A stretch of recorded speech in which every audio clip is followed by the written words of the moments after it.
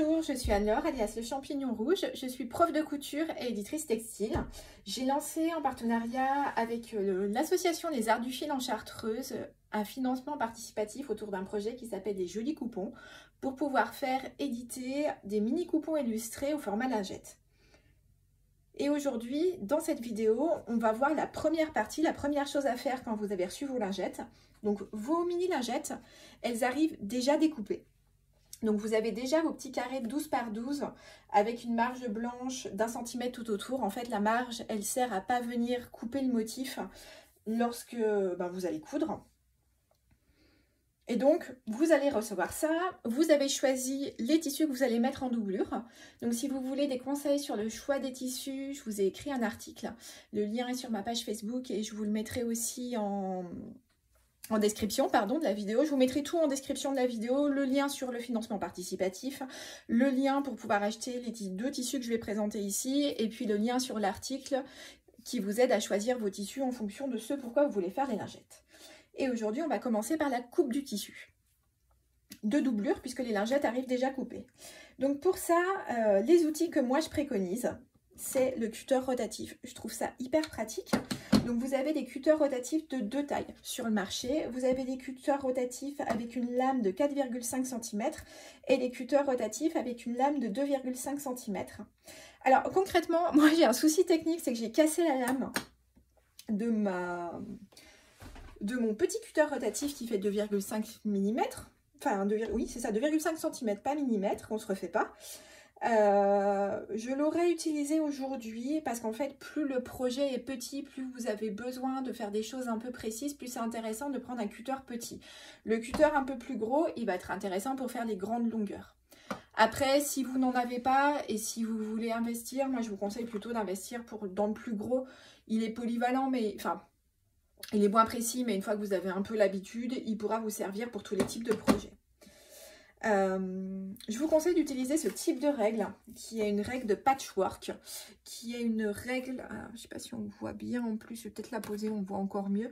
C'est une règle qui est graduée en fait tout au long, tout du long. Donc vous pouvez faire des carrés et des formes très précises avec. Vous avez aussi pour pouvoir couper dans le biais des lignes qui sont marquées dessus.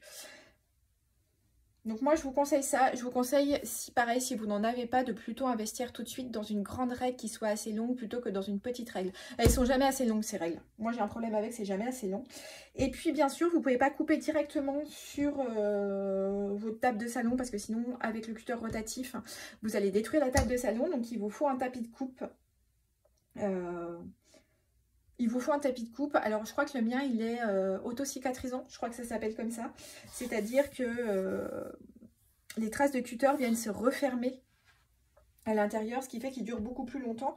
Et puis surtout je risque pas d'avoir des sauts. Enfin le cutter quand je coupe risque pas de se coincer à l'intérieur. Voilà. Et puis on va avoir nos tissus de doublure. Donc moi ici je vais en utiliser 2 différents. Pour vous montrer, vous avez ça c'est de la micro éponge bio et ça c'est du molleton bio.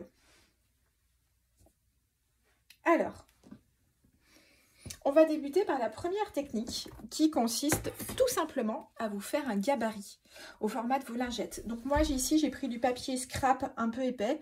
Vous pouvez très bien prendre, vous savez, le carton des colis qui part à la poubelle. Les sous-mains aussi, des sous-mains en plastique un peu rigides. Si vous arrivez à couper dedans au cutter, ça peut être très bien. Voilà, tout ce qui est un peu épais et ce qui va permettre au cutter rotatif de pouvoir venir glisser le long des côtés facilement. Donc, pour pouvoir utiliser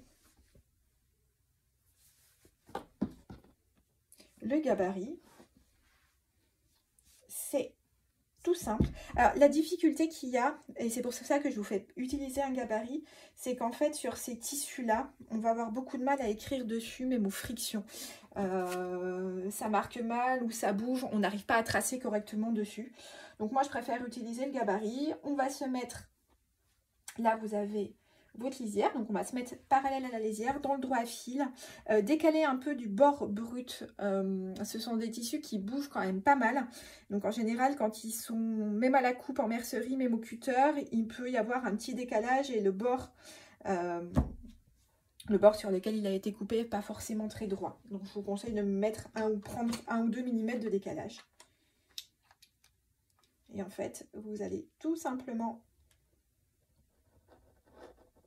prendre votre cutter. Vous allez placer le long du gabarit et vous allez venir couper tout autour. Alors, on ne tire jamais le cutter vers soi parce que si ça dérape, ça part vers vous. On le pousse toujours. Pour les cutters, alors moi le mien, je l'utilise quand même très régulièrement, donc la lame est moins affûtée. Par contre, s'il est tout neuf, vous faites extrêmement attention parce que ça coupe énormément. Là.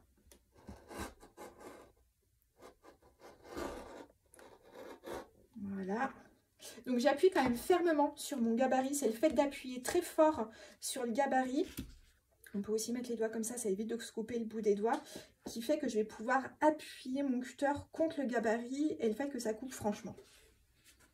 Voilà, alors là, je viens, parce que moi, après, je suis plus du bon côté. Je viens retourner, je repositionne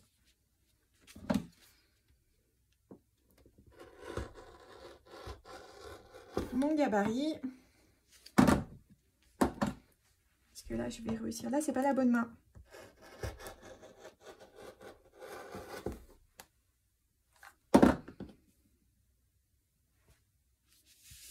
Et voilà. Et vous faites ça autant de fois que vous avez de coupons à doubler. L'avantage du cutter rotatif, c'est que quand on coupe le tissu, on n'a pas à le soulever, surtout sur des matières. Je ne sais pas si vous voyez la micro-éponge. Encore celle-là, ça va. Voilà, si là on voit bien. C'est des matières qui se déforment beaucoup. Donc dès qu'on va venir la soulever, si on voulait couper au ciseau, on va risquer de déformer et d'avoir une coupe qui ne soit pas franche. Alors que le cutter rotatif, vous n'avez pas à soulever le tissu, vous le laissez sur la plaque de coupe et ça fait une coupe qui est vraiment franche, vraiment belle. Les bords sont droits. Donc voilà pour la première technique. Je vais faire un peu de place.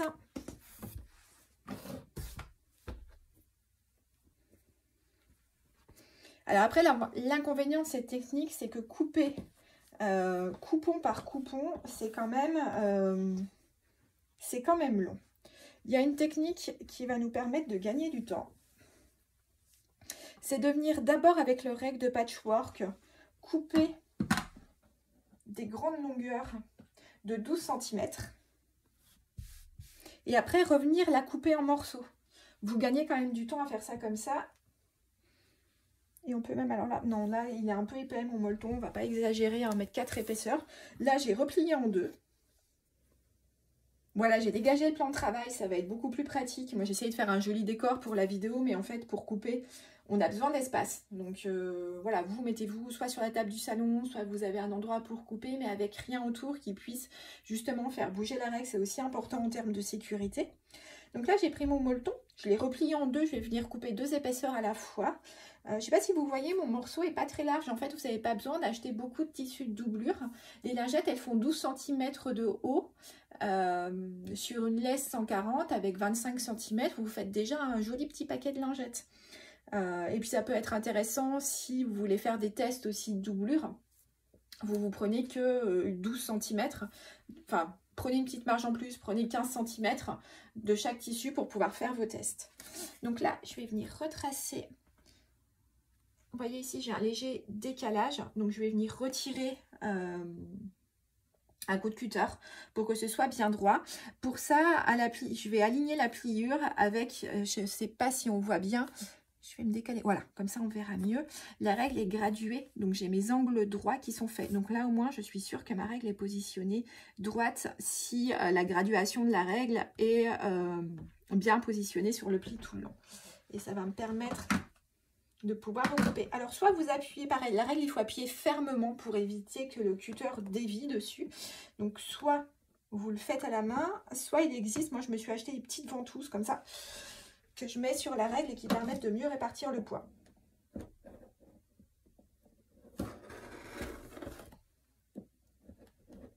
Voilà, là ça aurait mérité, c'est le bêtisier. Voilà. Donc sur le molleton, oui, là il ne faut pas hésiter à y aller fort.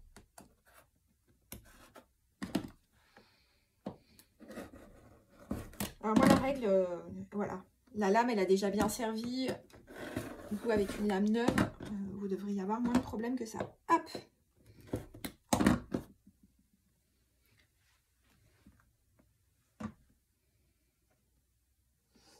Et là, je vais venir le tourner.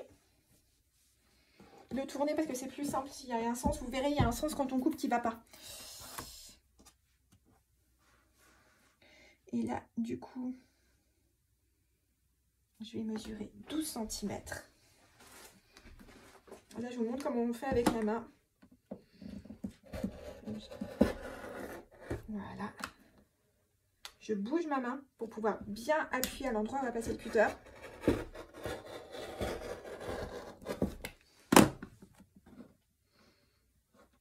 Voilà. Et après, parce que ça vous fait souvent ça, s'il y a des endroits qui ne sont pas coupés, moi, je viens corriger directement à la main, si c'est sur des petits espaces.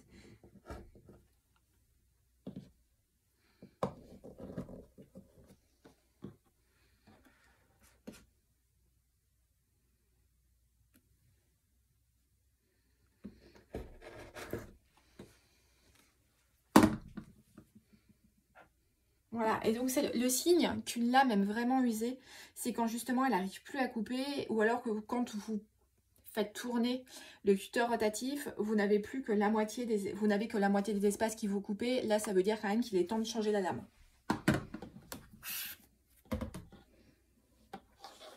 Et après, je viens faire la même chose dans la largeur. Là, je vais enlever.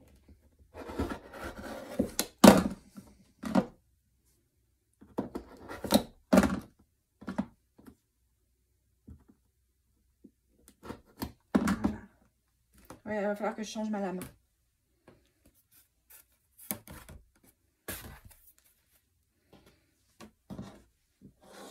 Donc là, je retourne pour être dans mon sens qui va bien.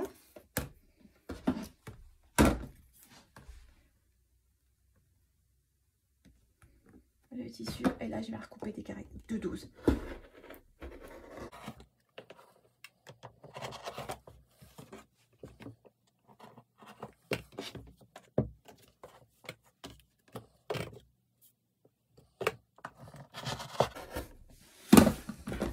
Je trouve que ça va quand même plus vite que l'autre méthode. Après, ça demande d'être un peu à l'aise avec le cutter rotatif. Alors moi, évitez quand même de faire ce que je fais, c'est-à-dire que moi, j'arrête pas de bouger. J'arrête pas de bouger mon tissu. Plus on le bouge, plus on se décale. En fait, je suis contrainte de mouvement avec la caméra, mais évitez au maximum de bouger le tissu, ce qui peut provoquer des décalages. Voilà. Donc, et voilà le résultat. Là, je viens de couper 1, 2, 3, 4, 5. J'ai coupé 6 doublures d'un seul coup. Voilà pour les astuces des coupes. À très bientôt dans de prochaines vidéos. Je vais vous montrer comment coudre les lingettes à la machine, comment les coudre à la surjeteuse et comment les coudre à la main. Belle fin de journée, au revoir.